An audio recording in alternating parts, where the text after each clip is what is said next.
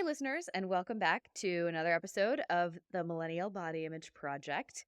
We're getting into it because we're going to be talking about the concept of healthy looks so good on you and what your body says, question mark, about your mental health. Or what we think it And if says, or how we what we, perceive it to say about our mental health more than what it actually yes. says.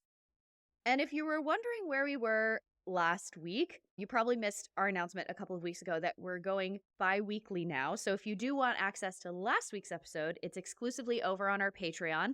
And it was a follow-up to our episode with Liz Listens. And we talked about, do you need a cortisol detox? And what the hell is a cortisol detox? Because everybody talking about cortisol detox recently. You're going to want to listen to And it, guys. you it was a great deep dive. I think we went for 45 or 50 minutes because we just could not stop debunking No, some of this craziness. no.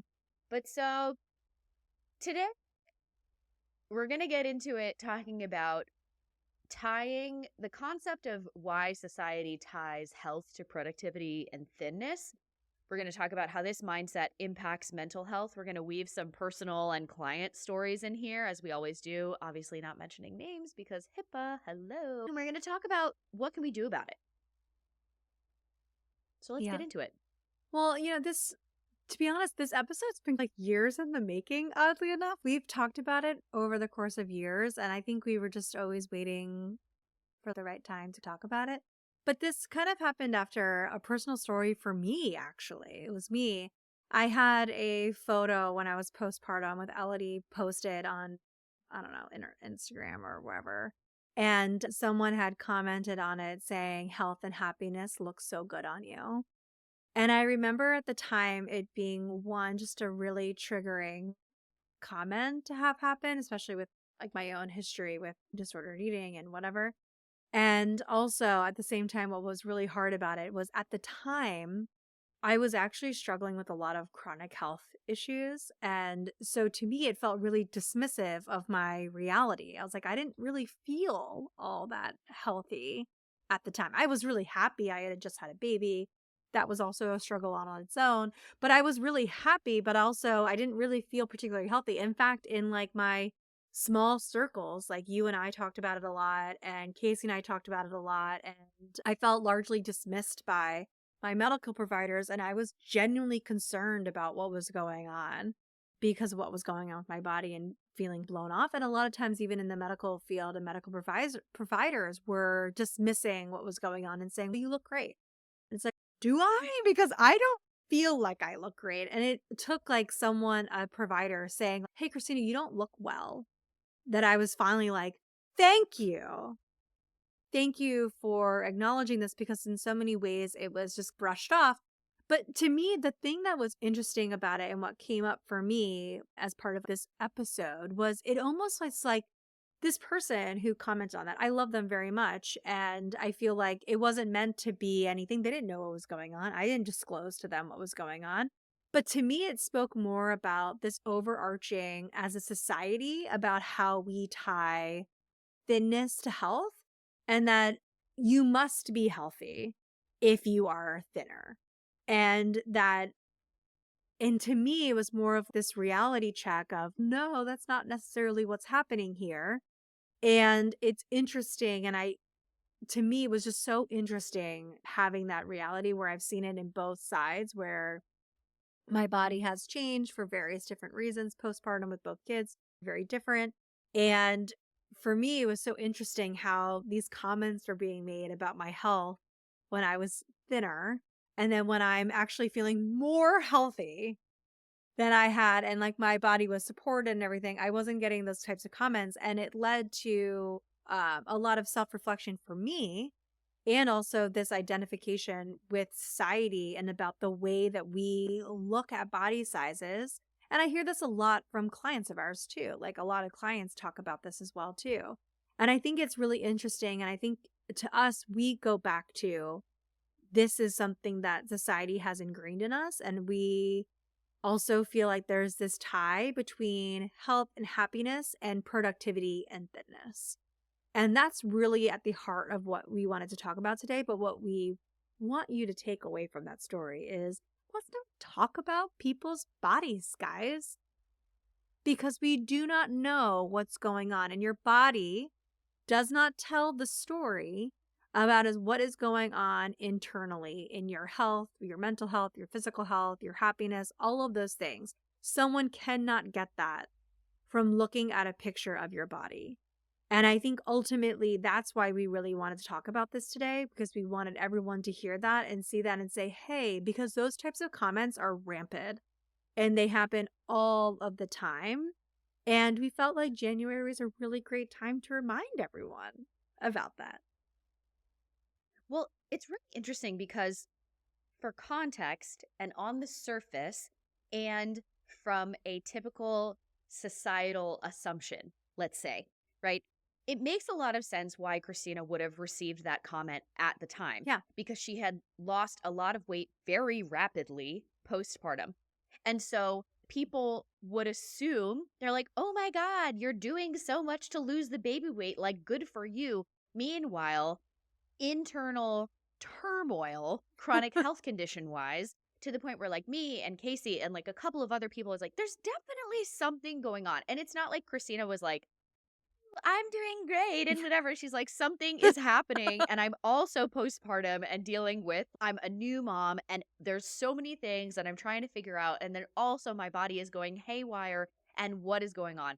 But if you're not privy to all of that and you would have just seen her body change from the outside, like when she was pregnant and then when she was at this point postpartum, that's a very typical societal Yeah. assumption and just comment that people make on other people's bodies.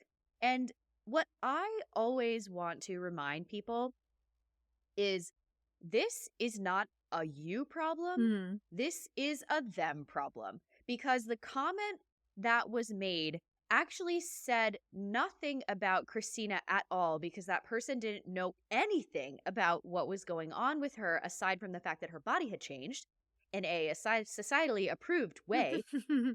And it says so much more about this own person's perceptions of what, quote, good and bad bodies are and what your body should be doing postpartum than the things that women should be doing postpartum, obviously, all in air quotes here, and their own relationship with food and perception of bodies. And as we're going through this whole episode, I want you all to continue to think about that.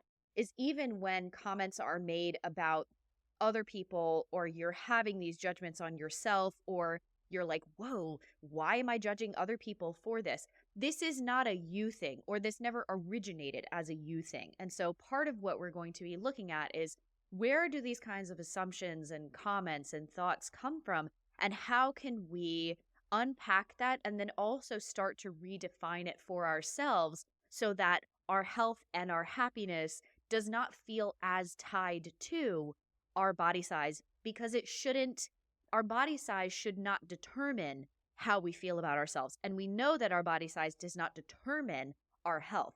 And so we want to really dig into that Well, we today. don't all know that, right? Like We know, you and I know, we are trying to spread the message and that. at the time, thank goodness I already believed that and knew that and was like identifying with that, because if I had heard that comment 6 years prior to this situation or whatever, it could have been incredibly triggering. And for most people out there, it could really spiral you into ED behaviors pretty intensely and at a pretty rapid rate.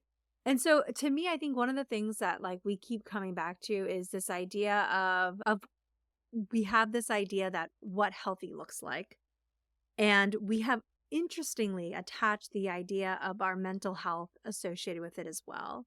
And I think we do that in a lot of ways. If we are thin, we must be happy, right? Because, like, why wouldn't you? That's the goal. That's like the mecca. Everything is right in the world if you are thinner, and then everything is to shit if you're not, or if you're not approaching it. And so, one of the things that we really wanted to talk to today is about how this idea of what happens when your body does not look a certain way, and what does this say about our mental health potentially. And this all comes back to this idea of like health being as part of a checklist, and it has a lot of ties to our worthiness with it as well. And part of that checklist is the way that we look.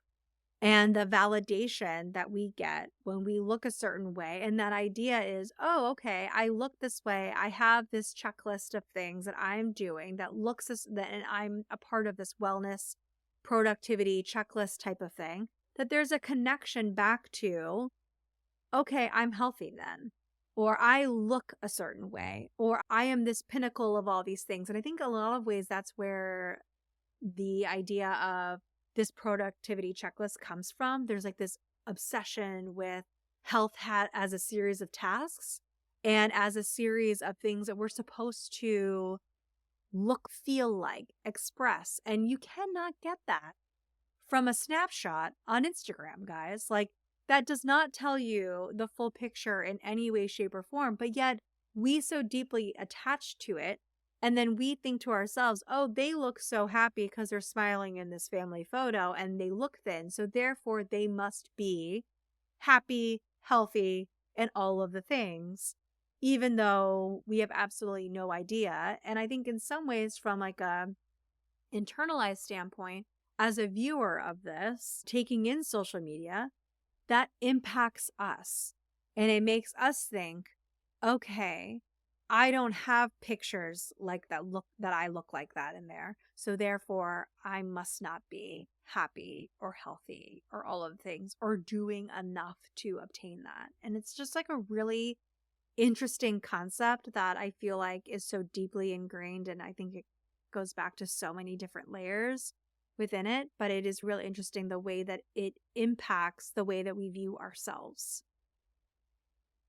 Yeah. And I think a big part of this cognitive dissonance goes back to the assumption that all good things are associated with thinness and losing weight, and all bad things are associated with gaining weight or being in a larger body. Mhm. And when we think about, we talked about health, happiness, productivity, worth, value, all of those things.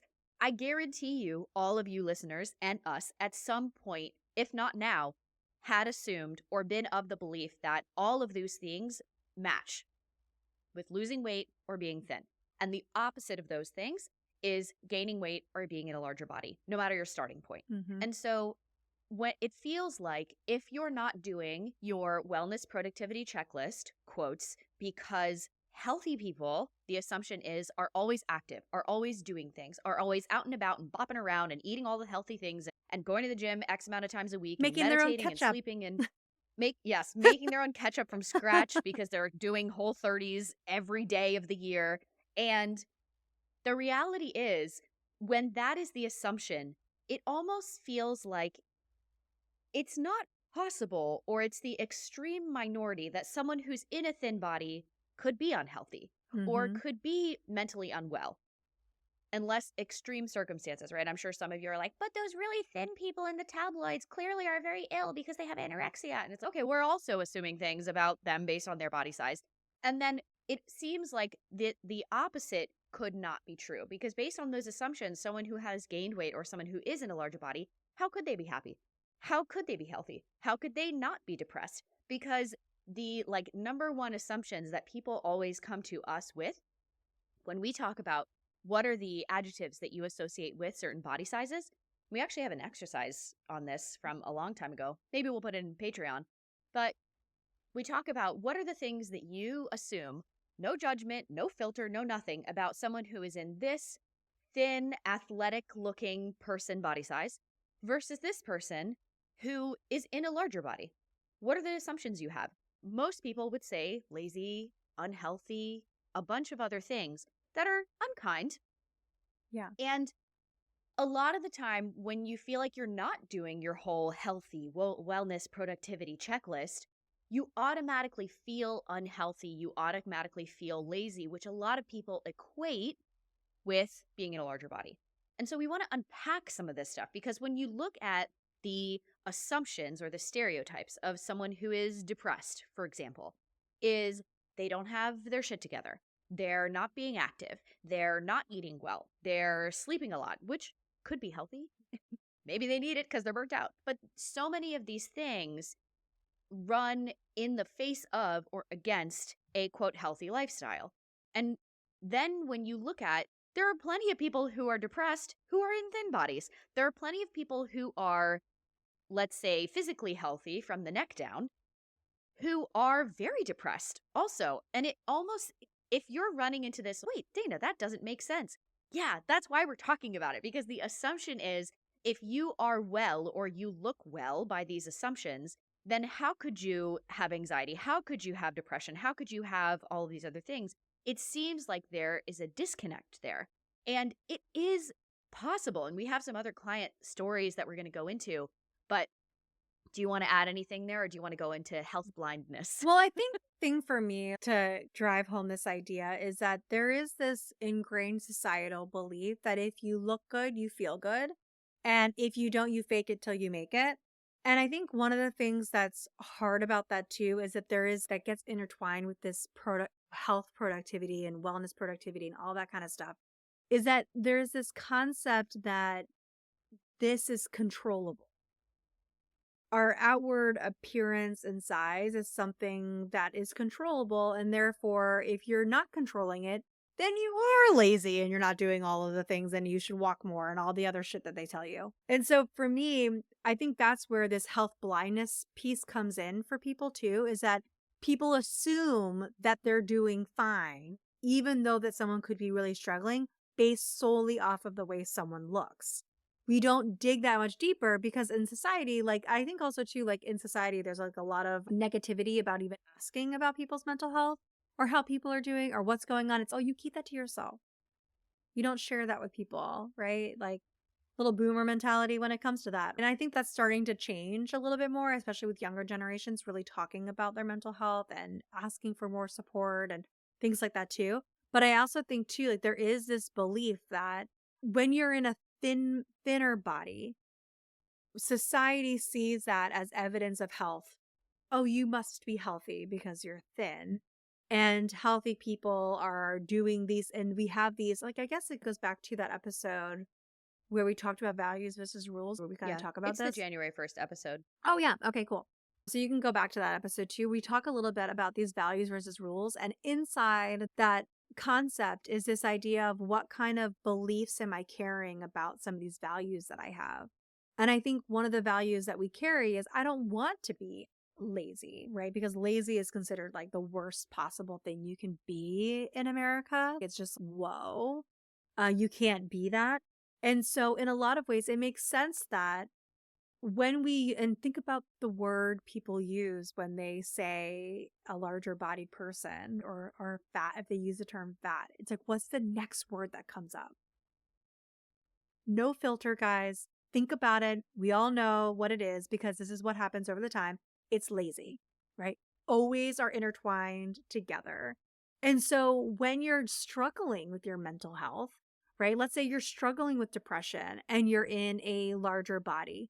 No wonder it feels like this multi-layered shitstorm of feeling like a failure because now we don't just feel depressed and like we're walking through mud, but now we look, quote unquote, lazy or depressed. And there is so much stigma around that too. And so, God forbid you be those two things. And so, it makes a lot of sense to me why people become so attached to a wellness productivity checklist and why they become so attached to the idea of I need to be thin in order to be healthy. And I always like challenge people to think about what does healthy mean to you? Because it means so many different things to so many different people. And a lot of times it's not considering all of the other aspects of our health in a lot of ways too. It's like very much this is what I think of as healthy. Okay. We are on two different playing fields now because I look at it differently than you look at it. And so we need to figure out what that looks like. And then are there beliefs that are instilled in you that make you feel a certain way about that? And then when you feel that disconnect, it is, as like one of my clients said, I'm the happiest I've ever been. My mental health has felt the best that I've ever felt. And yet I feel I'm struggling because my body's not catching up. And to me, that was like, oh, wow. We are really seeing right now the amount of internalized weight stigma and the beliefs that we're carrying about health and mental health and how that's supposed to be, quote unquote, reflected in our physical body. And if it's not, then we think something must be wrong because it has to be reflective. I have to look a certain way in order for all of these things to be true, or it can't be true. And that's like literally what they said. I can't be that healthy then if my weight is increasing, or these things are going up, or my body is bigger than it was when I was the most depressed. And it's really interesting to unpack that and notice, oh wow, now we see here the limited belief that we're carrying around about what it means to be healthy. And when I talk about with clients of mine and with people, like we've talked about this before too, about what does health look like? Usually there is this picture of happiness and health that we envision in ourselves, right? And we hold on to that. I'm rambling, but there's like a place where I'm going with it. And one of the things, I'm going to let Dana talk in a second, but not yet. The other part that I'm just kidding. The last part that I wanted to say about it though, is that I think this is why a lot of people who work with reclaiming body trust and body image for individuals with larger bodies, they talk about grief, because there's this picture and this idea of what is on the end of this. And that's my health and happiness. And we feel like we have to grieve this because there's this look that we associate with that we're like, oh, I'm not going to have that. And I'm not going to be living my life in pursuit of that. Right. And I think that's like a natural thing to grapple with. And I think that's where a lot of this kind of falls in. Yeah, and I think piggybacking off of that, perfect, because this is where I want to go to next. Anyway, what did you call this like 10 episodes ago? Simpatico or something like that? It's like a me and joke But between me and Casey. when we have this period of grieving, part of that you may think of like, oh, if I'm having this picture of what does health and happiness look like, if you have a picture of past you in there, Yeah.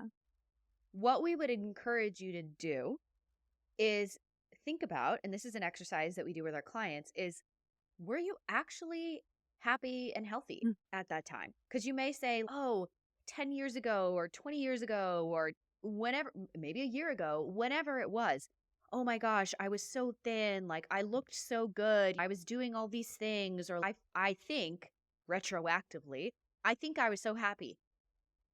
When we 99% of the time, okay, when we dig into that in session, most people were not actually happy when they were at their thinnest or maybe their second thinnest, right? Or something like that. Unless it's just like And who when they you, naturally are. Like, you know what I mean? Like, I feel like, which is rare, which is rare, you know? right? Or you also get this situation where maybe people were naturally thin growing up and now their body is changing and they're like, well, I wish I could just be that before or be where I was before and I didn't even have to think about it. So that's a privilege. And that's not to say in a judgmental way, that's a privilege. That was your reality. That's what it was. Of course you're having disconnection with your body image because you didn't have to think about it for so long because you were living in a body that was at least within the range of being acceptable by society. And now maybe if that's changing in any way, you feel extremely uncomfortable. Of course you do. Mm-hmm. Because look at all these different assumptions that we're talking about of weight gain or being a larger body or being fat in the reclaimed way, right? Not in a judgmental or all of these assumptions that go with the word fat kind of way. But when you go back to that previous body size in your mind, when you think on what was a wellness productivity checklist that you had to do in order to be at that body size for any amount of time. And the one thing that a lot of my clients will circle back to is I don't think that I was actually happy at that time because I was just more fearful that I was going to lose that body size if I stopped doing all of the things that I needed to do to be at that body size. Yeah. And so part of this is just bringing awareness to the fact that your happiness is not defined by a body size. Your mental health is not defined by a body size. Just because you gain weight does not mean you're automatically going to be depressed. But I think that is the assumption, and that's why your client was having that disconnect, is when we assume being in a larger body or gaining weight means that I am unhealthy, that I am lazy, that I am depressed. If you are actually feeling happy and not depressed, and you have gained weight or you are in a larger body, it feels like cognitive dissonance. What do you mean? I'm not going along with the assumptions that I've had for so long because of these beliefs that I have assumed or that I've absorbed from society. And it's a very weird situation to be in. And speaking of laziness, because while we were writing this outline, we ended up writing an entirely other outline, Yeah, we can't is not talk about laziness. we can't not talk about laziness. And so we want to do an entire episode on laziness and the connection of laziness and wellness culture and value and worth and the concept of laziness as a method for body shaming. So Mhm. you can look forward to that coming soon. But it's so funny because sometimes we'll be like writing a whole outline and Christina's like, "Ooh, I have this idea." And I'm like, "No, we need to stay on track and record this episode." And she's like, I'm just going to write an entire other outline or I'm going to look at this thing." And I'm like, "This sounds great for later." But I get it. Every day recording the holiday episodes. But I get so excited. And that's why I went on for 10 minutes straight. Right now, it's like I get this idea. I'm like, oh my God, let's unpack that whole thing. And I want to, But they're connected. they are deeply connected. I want to go back to what you were saying about but I felt so good and I was happy when I was thinner. And you said, and thinner is relative to you, right? It's relative. And where you were saying, but were you? And one of the things that I go back to with this is there's a difference between having your validation cup filled by external sources, like external praise. Did I feel good when someone commented about my body being thinner? Yeah, I'm not Or gonna. did people tell Or me I should be yeah, feeling or good? did people tell me that I should be feeling good or whatever? No, I actually really was worried. I'm not going to discount that at all because I genuinely was at the time. But I also feel like at the same time, it does feel good when people comment about your appearance. It does. And that shows more to me about my relationship with external praise, things that it's like that was something that I was like, oh, I need to unpack that for myself and understand that versus I'm not going to always look for external validation because what happens when it stops versus internal validation, internal beliefs about my worth and everything like that. And that I know that I'm good enough. You are good enough at any size and that your happiness is not tied. You shouldn't not be happy because you're in a larger body or you shouldn't not allow yourself to be happy and, or all of the different aspects that come up for that. And so to me, I feel like there's this really interesting from a history, from like a mental, like I feel like a therapist could be here really unpacking this with us too, which would be cool. But if you are a therapist, I'd love to hear your thoughts on this about this idea of this external praise, what we get from that versus this internal praise. And our internal praise during these times when we're thinner and we're getting, oh, I was happy at that time. Were you? Were you internally happy and felt fulfilled on your inside out? Or were you getting a lot of external validation and praise that kind of filled you up in a way that gave you this false sense of feeling good? And I think one of the things, like as we go into the action steps here, is I think one of the things is that I think society that I don't want to leave this episode without leaving everyone with is that this idea that we associate when we have quote unquote control over our body, that we must have control over our lives. And I think that's why so many times when in periods of stress and overwhelm, sometimes we gravitate towards now's a great time to start that exercise routine on steroids that I've been meaning to do. And like now's a great time for me to latch onto this wellness productivity checklist that I wanted to do. Or I'm feeling really overwhelmed with my schoolwork. Now's a great time for me to do that crazy 75 hard. And it is this idea that goes back to this idea of laziness and this productivity aspect of things. It's if I'm able to control things that I'm doing and therefore also my body and my quote unquote health, that I have control over all of these other things that are going on around me. And I think that's really important for people to reflect on and say, wow, does that happen to me? Do I feel that way in periods of stress and overwhelm? Am I gravitating towards, that doesn't mean we don't like a little structure in a plan. Like we've talked about that so many times, but I think this idea of I latch on to these things. And I think that's really interesting about how people do associate control over their body with control over their life because it does feel like a societal, external representation of your internal world. It's if I look good, I must be good and no one's going to know about it, which is like a really messed up place for functional depression to live. And eventually it does spiral. And I think it also keeps people from seeking support because no one notices, right? Like they don't notice, they don't ask. And also, too, for you seeking support and getting support from other people. Because on the outside, like I must not be doing so bad because I'm able to do all of these things and I look good and I feel good. So everything must be good and it must all be in my head. And I just need to relax. It's, oh no, actually, you sound like someone who's struggling.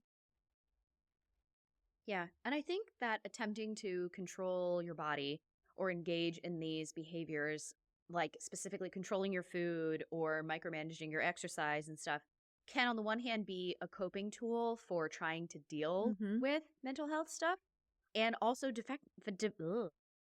defense mechanism because it can feel like, at least if it looks like I have my shit together, people won't worry about me. They won't be concerned about me to a certain degree.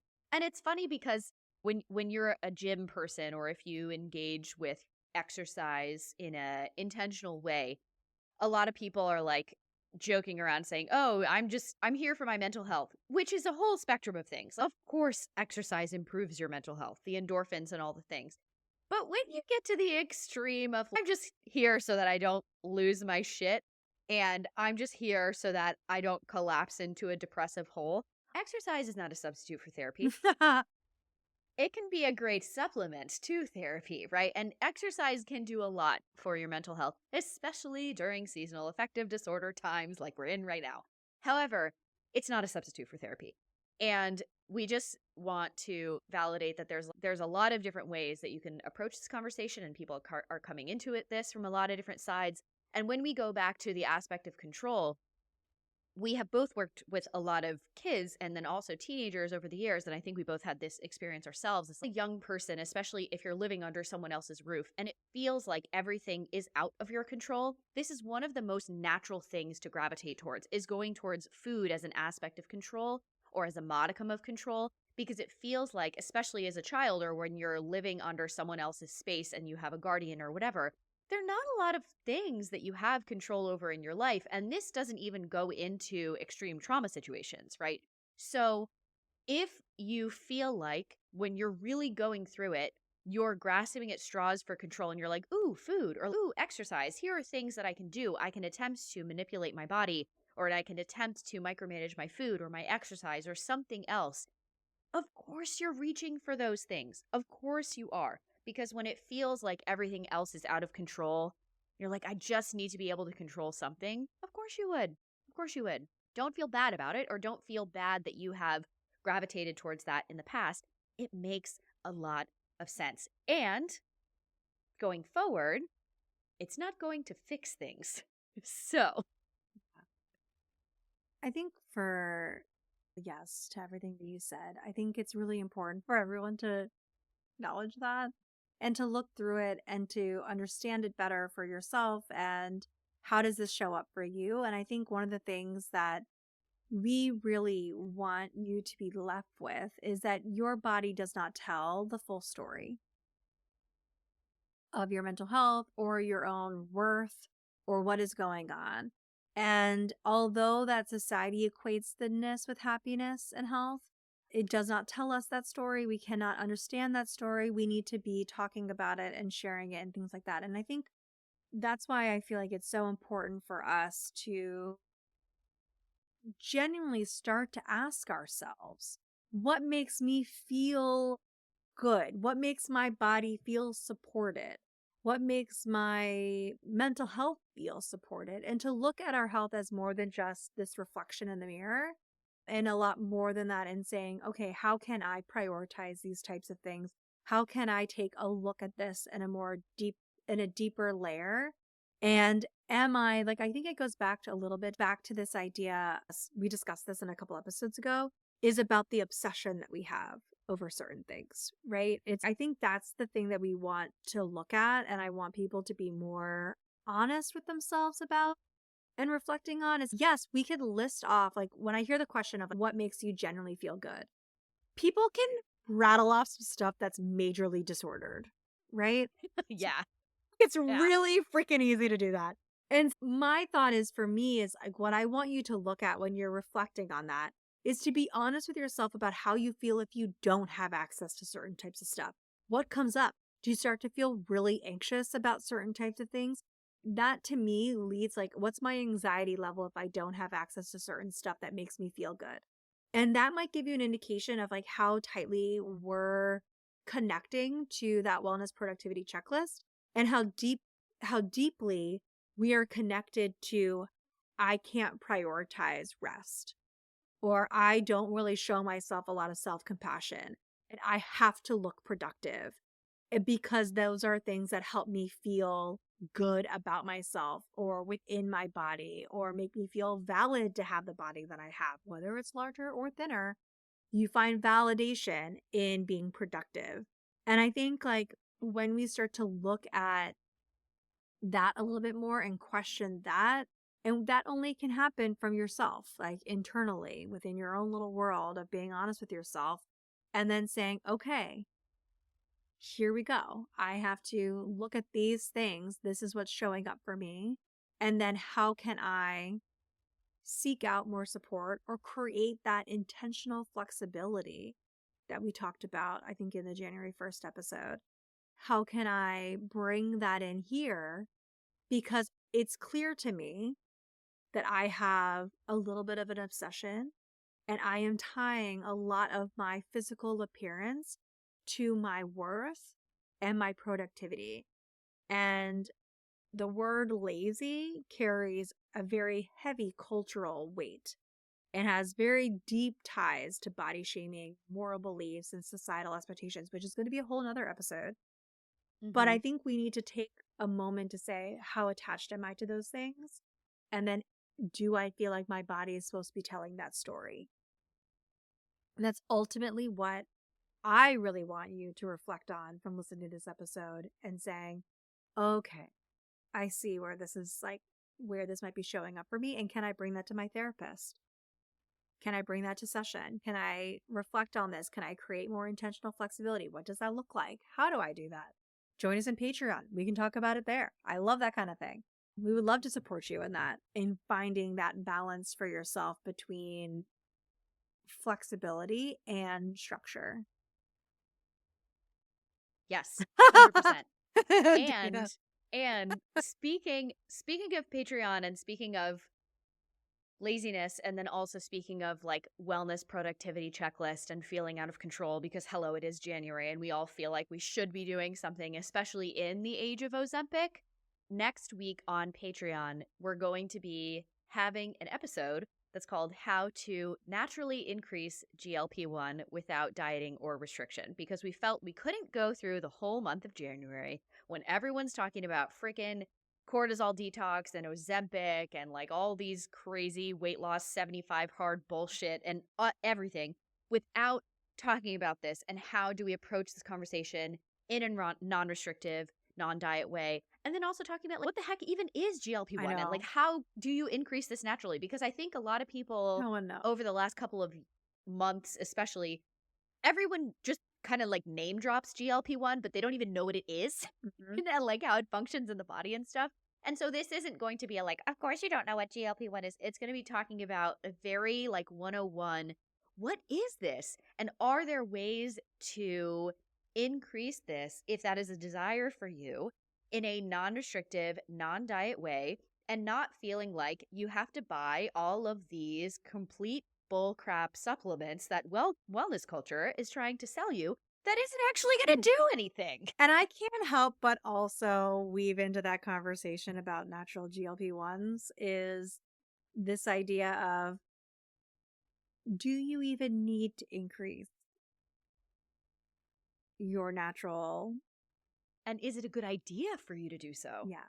Like, I think that's also something that's really important for you guys to learn as well. And so you can see, I like people to go into things eyes wide open, true informed Informed consent, consent. true informed consent, so they can understand all of the ways that these things play out.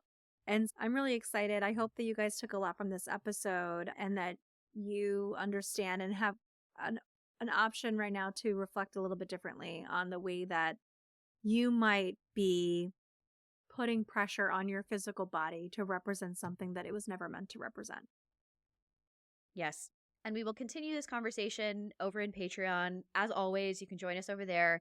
Not only is it very helpful for supporting the podcast, thank you very much, helps us keep things going, but not only are you supporting us, you're also getting a whole bunch of extra content for supporting us and additional conversations on these episodes and our Substack style newsletter that's in there as well. And go on over and check it out. And then if you're not over on Patreon or exclusive subscriber, also totally fine. And we'll see you in 2 weeks.